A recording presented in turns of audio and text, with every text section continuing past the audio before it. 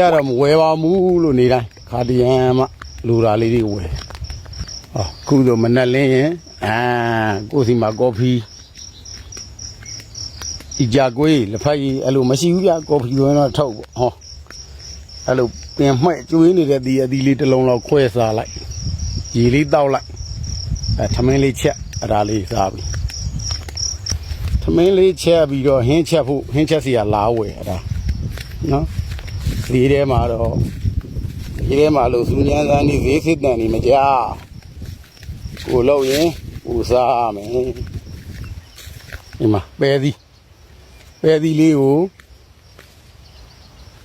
ရုံးမလေးသီးလေးနဲ့ကြောမယ်အဲ့ဒါကိုပစွန်ကြောက်လေးရောထည့်လိုက်မှာကောင်းပါကောင်းသလားကျွန်တော်ဒီပဲသီးတွေက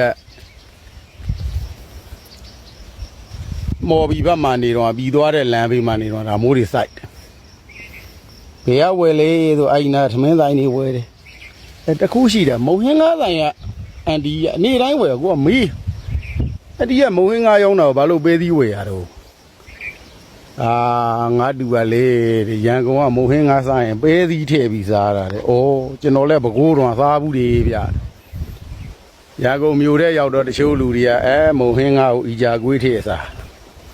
ကဲရန်ကုန်မြို့ကြီးဆိုတဲ့ KBA ကမုံဟင်းကားလည်းစားခဲ့ဘူးပါတယ်ဗျာနော်ကရဝိတ်ပေါ်ကမုံဟင်းကားလည်းစားခဲ့ဘူးပါတယ်အကုန်လုံးကတော့ကောင်းပါတယ်ဒါပေမဲ့ကိုချက်တက်လက်ရတော့ကိုကောင်းဆုံးပဲဗျာကဲကြော်လိုက်အောင်မဗျာအပဲသီးလေးရလေတိုက်တော့လွင်နေတာမင်းတို့ကောင်းနေတော့နာပြီးမှတ်ပေါ့ကွာအိုးတဲ့ရောက်ပြီနော်ပြီးတာပြော့ပြီးတော့ပဲတိုင်းကိုမနိုင်အောင်ပြီးတယ်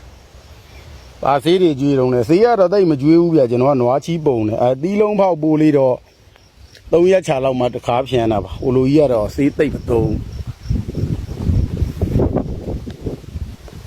ပဲသီးတောင်လေးကိုရုံးမလေးသီးလေးနဲ့ကြည့်အောင်ပြီးရင်ဒီမှာစူးပုတ်ကလေးပေါ်ကလင်းငညော့ထဲလိုက်မလေးမွေးကြိုင်နေတယ်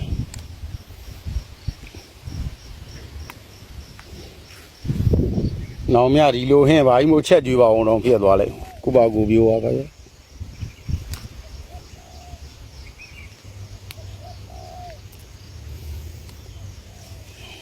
ဒါရီကတွေ့ကြုံနေပြီဗျဟင်းချက်တယ်ဆိုတာ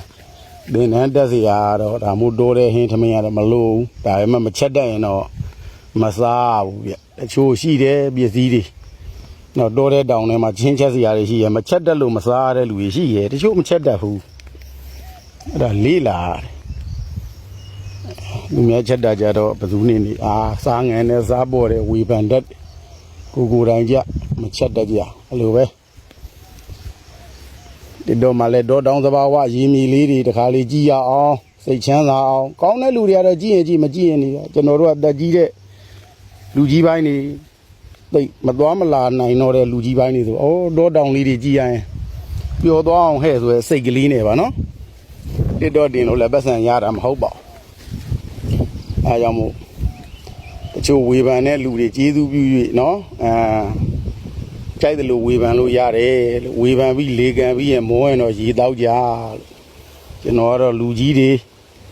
အဲ့လိုမသိသေးတဲ့ကလေးတွေအတွက်တောတောင်တွေမှာဒီလိုတွေစိုက်စားတယ်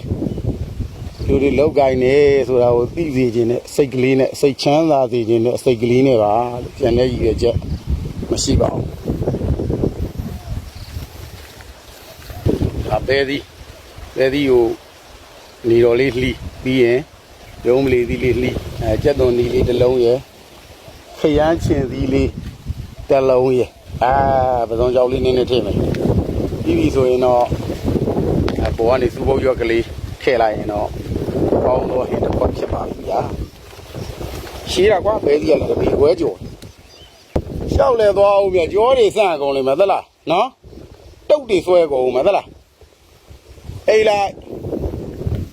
ဟိုကောင်လဲတူတူပဲလေထိုင်မောကနေကိုမစင်းတော့ကဲရုံးမလေးသီးရဲ့ပဲသီးရဲ့ကျက်သွန်နီးရဲ့ရောလှီးပြီးလှီးပြီးဆိုတော့ပစုံကြောက်လေးထည့်မှာခရမ်းရည်သီးတစ်လုံးနဲ့စီချက်ကလေးတက်ပစုံကြောက်ကလေးပွားသွားရင်ဒါလေးရောမှုလိုက်လို့ရ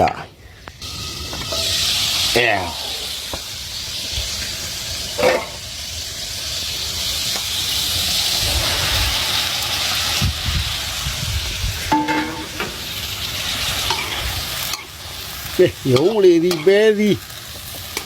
ပဲဒီတောင်းနေရုံးလေးဒီနဲ့ခင်းရင်ဒီလေးတစ်လုံးကွာကျက်သွန်ဒီလေးတစ်လုံးကွာ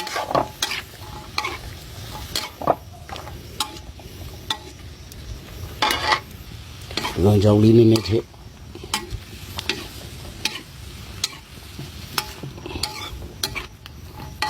ငါနေကောင်းပြီ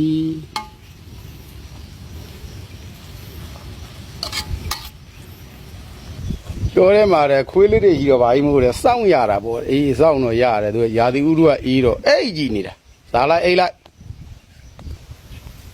မဖြူလုံးဆိုရင်ပလက်လန်းလို့ဂျားမာတော့ရန်ငဲမောင်ဆိုကြည့်လိုက်အောင်မလေးအားတော့ကူအောင်မယ်သလားအေးလာရင်ငါပဲစောင့်လိုက်မယ်ကဲဒါဆိုစူပုတ်ရွက်ကလေးအုပ်လိုက်အောင်ပဲဗျာကောမကော